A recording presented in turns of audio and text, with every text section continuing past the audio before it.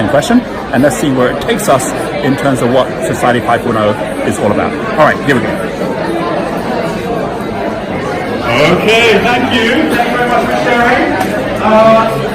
Please give your partner a round of applause for sharing, first of all. Thank you. Let's take a few volunteer answers. So, who here figured out they were doing something very, very different in 2009 compared to today? We've had quite a few hands up, right? We've got a hand up from here is Priscilla. We're going to start with Priscilla. Can we get Priscilla on the microphone? She's giving herself a round of applause. Priscilla, stand up. You're actually on TV as well. Hi everyone. Good morning everyone. How are you? So good to see you again, Roger. I was just singing your praises from here in January. Oh, okay. So I've got lots to live up to today then. Yeah. Okay. But you're going to blow everyone's socks off, so it's good. So in 2009, I lived in New York City with my mother. I was hopelessly single. I had no idea what I was going to do with my life. I was in a dead-end job. Today, I live in San Diego. I work with amazing conscious women entrepreneurs doing amazing coaching and intuitive work. I got married 2 weeks from June 23rd, it'll be a year I got married. Wow. And I live here, which is where I was wanting to live in California. And because when you come to California, you're like, why am I going back to New York in the cold? So every area of my life is, and I'm almost 30 pounds. So there you go. Okay, so question, right? At that moment, when it was all not going so well, right? And you were like, what was that? Like, had you actually, were you in a job before that happened, or was that, what was happening like a year or two before that? It was just kind of a pressure cooker getting worse and worse, right. And I couldn't see. I knew something was wrong and it felt worse and heavier, but I didn't know where to go. Okay, so what was the thing? Like, what was the thing? Like, was it working with someone? Was it someone showing up? Getting fired twice in a year in jobs that I really was not meant to be in. Okay. The financial industry? Right. No. Hands up who's ever been fired from a job, or you've had to leave a job. Right. Humiliating. Yeah. Hands up who feels sometimes you need to fire yourself from your own job. Okay. So, by the way, I'm sure at the time when those happened, it didn't feel so good, right? Oh, it sucked. Yeah. So really super important to know, if any of you are currently going through anything like that, or it's like, this sucks, that there's a really good possibility that, there's bigger plans the universe has for you, right? And so being aware, like now you look back and say, well, it's a good thing those things happen. Oh my God, yeah. Otherwise you'd still be in the job, right? So be really, really aware that there's always something if you're looking at the flip side, and start looking out for it, because if you're distant out, you can't look out for it anyway, right? Which is really important. But that's awesome, Priscilla. Can we give Priscilla a big round of applause? Thank you.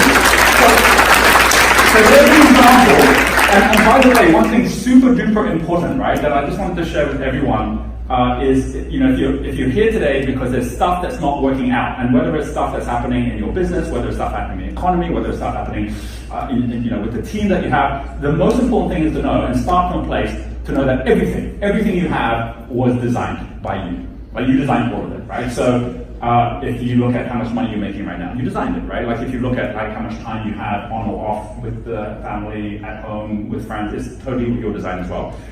Sometimes you might agree with that and go, of course, I designed this business and this is exactly what I wanted, or if not. Some of you might be thinking, no, it's not my design. I didn't design to have no time doing the things I wanted to do. I didn't design this paycheck that I'm getting right now. But if someone was to ask you, well, how did you get it? How did you actually earn exactly the money you're earning today? You could walk back and say, oh, it's because I started this company and I couldn't really pay myself, so I did this, and then this happened, and this happened. Or it's like on my time, well, it's kind of like because I had to do my emails and I had to do this and this, and didn't have time to do other stuff, and I couldn't employ that person. And you actually look through, so you actually can see exactly how you designed all of it, right? Like we designed everything. The only question is whether or not we designed it accidentally or whether we designed it deliberately. And the most important thing is to get that at any point, it can be half time in the game and you can replan. So if you have things going on in your life right now where you're like, I didn't actually realize this would be the consequence of those decisions I made, and now you're going, but I'm not actually happy with these decisions or where I'm at, so I'm going to change. You can change today. You can say, right, today it's going to be different. The next 10 years, it's going to look very different. So let's have a look and see just how different things were 10 years ago. And in fact, the best way to look at the past is not to look at the past as the past, is to look at the past as if it was the future. Which means if we were to go back 20 years to 1999 and imagine that in 10 years' time it was going to be 2009, then what did the world look like in 1999? So here is 1999. 1999, New York Times, Clinton acquitted decisively, no majority for either charge in his impeachment. Imagine that in America they were actually trying to impeach a president. Right? That was 1999. There is the best-selling Mac in Apple was the iMac. This was the iBook. The iBook, it was short-lived, but it was the first portable computer.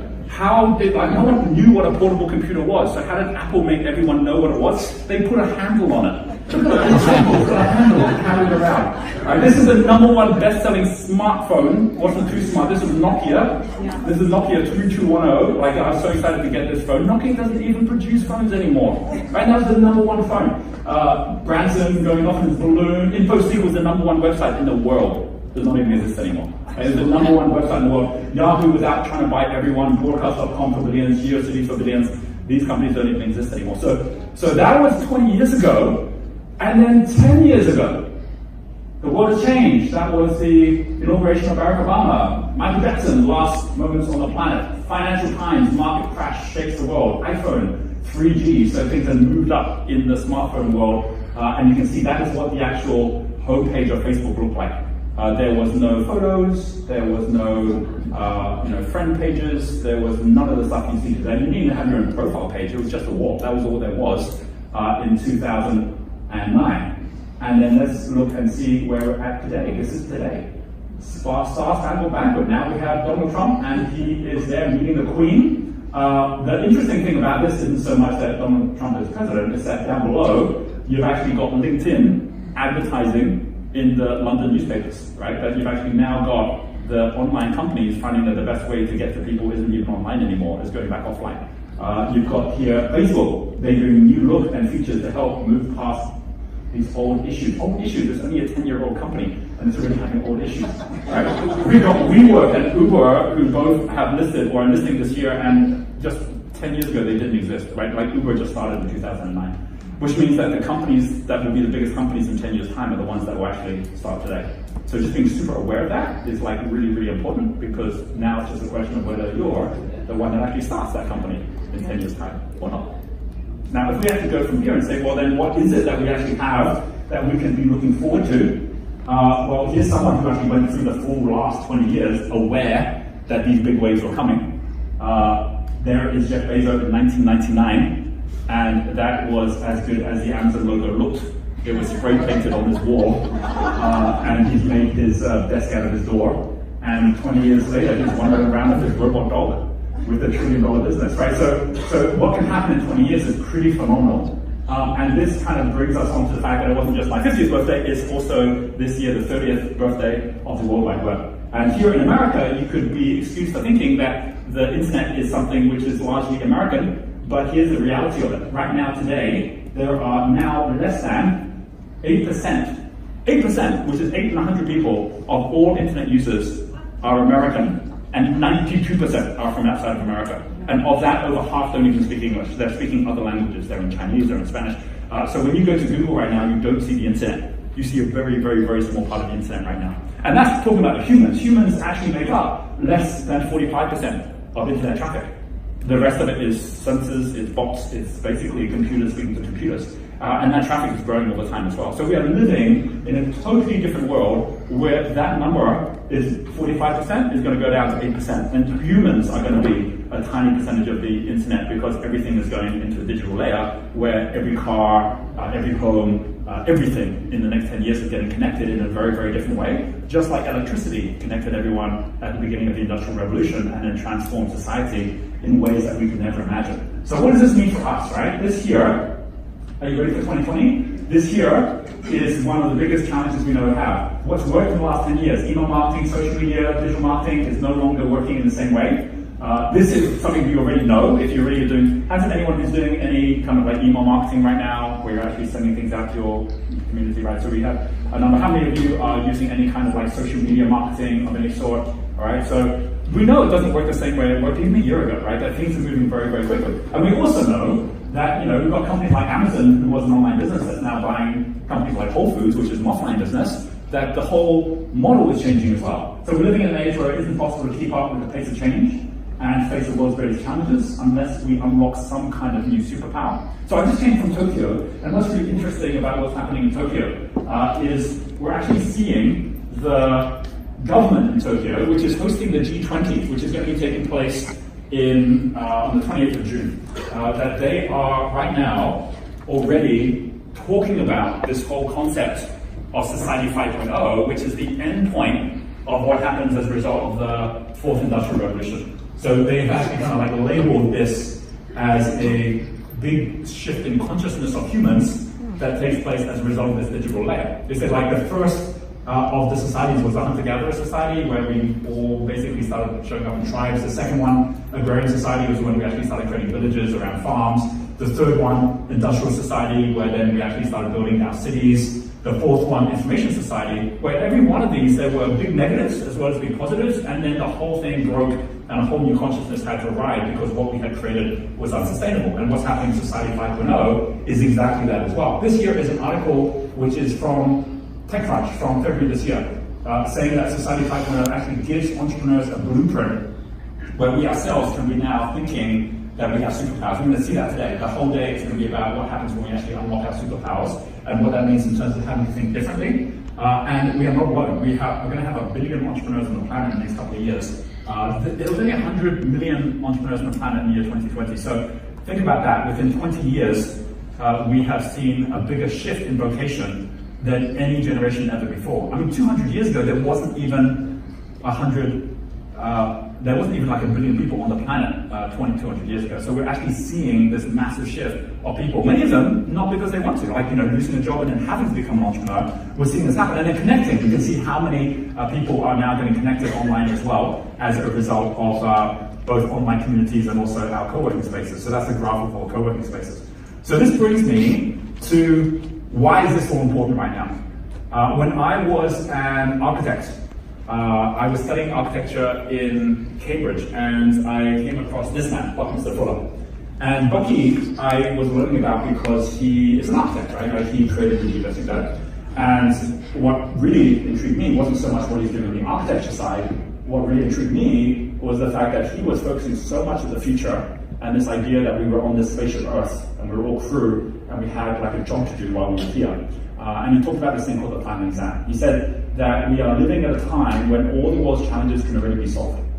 The way he looked at it was all the biggest challenges in the world were distribution challenges. So he would say things like, poverty isn't because there isn't enough money. There's enough money, it's just not distributed effectively, right? Or hunger isn't because there isn't enough food. There's enough food, it's just not distributed effectively. Technology allows you to solve all those distribution challenges. And we already, even in the 1980s when he was saying this, already had enough technology to solve all the world's problems. So why haven't we solved them? And he said the reason wasn't because of technology, it was because of our human consciousness. It's like we had not actually accelerated our own consciousness enough to harness that technology effectively. We're still fighting amongst each other, and we were now in the final exam. We were in a race against time because technology wasn't slowing down, it kept on accelerating. And he was saying this before the internet, before mobile phones, and he says that we are already in this exam where we ourselves are being tested. And two things are going to happen. Either we're going to pass the exam because we accelerate our consciousness to the extent that we can then harness that technology and then we can solve all the world's problems, and we'll know we've done it because we've solved the problems. Or the opposite will happen. We won't accelerate our consciousness fast enough. Technology will continue to accelerate beyond our ability to harness it, and the end point of that is going to be that we'll end up getting destroyed by the technology we created. And there will be no other exam. That's it, which is why I call it the final exam. And that's what made me decide now my life cannot be about building buildings, my life needs to be about building the future. But I do not want to be one of those people, having known this, to then be listening or hearing about my great-great-great-grandchildren like 100 years from now, maybe if I'm here or not, whichever way it goes, looking back at a time when there was a generation that could have done something about this, and I'm part of that generation, and I chose not to do anything. It's like, that's not even an option. And so because of that, I was like, right, then for us, we need to see what we can do collectively to make a difference. We actually put together a plan. So we're all part of it, right? We're all part of it. We're seeing we're part of it as well. But the real key thing is, how do we make this work? And how do we make it work for everybody? And so we put together a plan for 2030. Long before we were thinking we were only a decade away from 2030, which is where we are right now. And this was how we were going to be part of a movement where entrepreneurs can contribute along the way. What's happened which is the most phenomenal thing, is governments are now catching up. Not all governments, but some. The Japanese government, which is always tending to be ahead of other governments when it comes to thinking about the future, have already designed Society 5.0 as a way to solve all the world's challenges. They've taken the 17 United Nations goals. They've said, let's actually make sure that we are now allowing entrepreneurs and allowing businesses to be the ones that take the lead. I'm going to show you a little video, and this video is from the chairman of the Japanese Business Federation.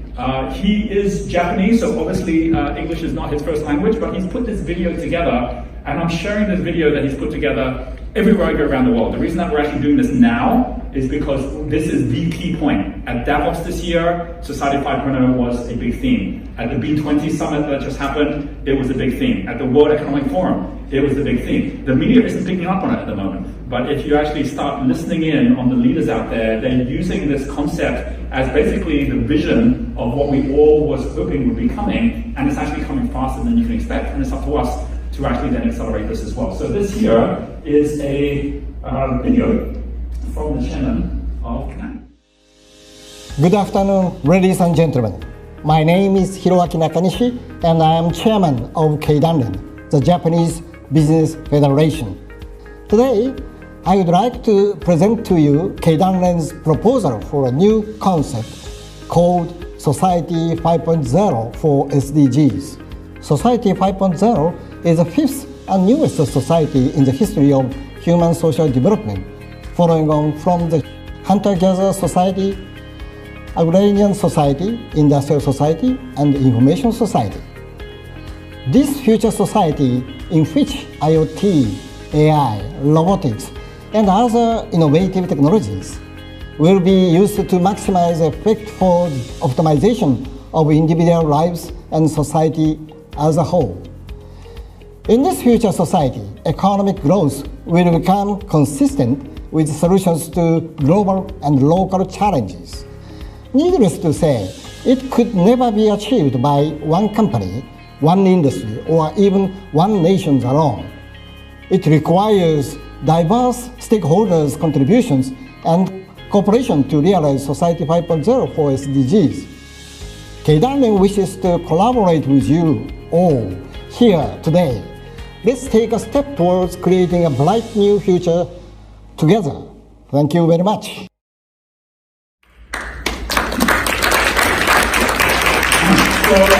So we're going to be meeting up with Keidanren this next year at the Tokyo Olympics, because the Tokyo Olympics is being used by the Japanese government as basically the showcase of what Society 5.0 can look like.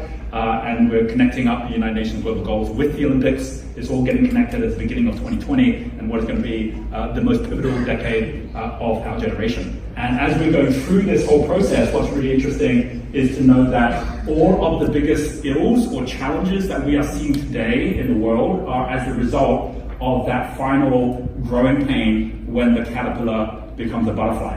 You know, the discomfort comes the moment before the biggest transformation. You know, the highest turbulence in the plane comes just before it hits the jet stream. Like, we are about to see this massive explosion as we go from the industrial age to the information age to the impact age, and it's going to be an explosion of creativity, and it's going to be an explosion of solutions. And you can see here that the Japanese government have picked 5 different areas where we are seeing bigger challenges now than ever before as a result of Society 4.0, economies of scale, the concept of the unicorn, the idea of growth at any cost. We all look at that and say there's something wrong with that whole idea, and there's companies like Facebook who are now under high criticism because of the fact that they've actually put growth ahead of humanity, and you've now got Society 5.0, which is where problem-solving value creation happens at a local scale. You've got uniformity, liberation from suppression of individuality, which is we're seeing across the world in all of the different movements, the Me Too movement, the movements where we're actually now looking at women empowerment, the way we're looking at empowerment of everything from immigration to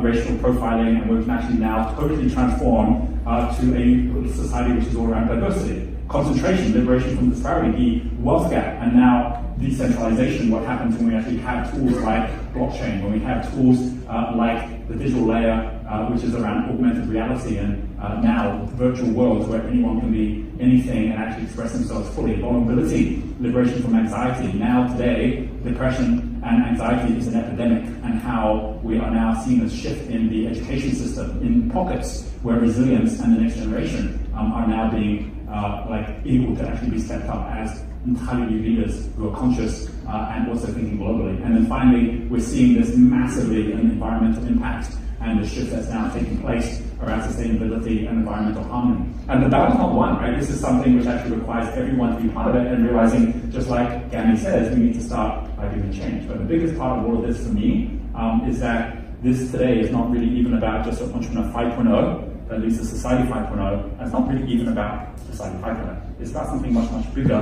which is the end point of both of those two, which I call humanity 5.0. I think that we're actually moving into a whole new humanity, and the way that we step into this is going to be what is going to define not just the next 10 years, but the next 100 years. So here's my question to you. My question to you is, if all of this were to happen, if you were to be a part of this, if you were to have superpowers which allowed you to be able to achieve whatever it is that you might want to achieve in the next 10 years, and you got to design the next 10 years to be having the income, the impact, the influence, to have the lifestyle that you actually wanted, what would it look like? In 10 years from now, what would you want your life to look like, and what would you want this world to look like? Take a moment, turn to the person next to you, and share with them, if you could just map it out, what would be your ideal vision for your life in 2030? Go for it. Alrighty, okay, so just giving you a little bit of an overview. Here in San Diego, we got this little cozy room where we've invited everyone along for basically a full day where we're here together. If you have a chance to come and see one of our events, come see it, because we have got these events taking place all over the world right now. And we also have got our free training online starting on 28th of June, same day that we've actually got the G20 Summit starting as well. And so just jump into that as well, because we're going to take these concepts and then design what your life is going to look like 10 years from now, so that you also are able to shape your future in a way that's going to work for you. Thanks very much for watching. See you on the next episode.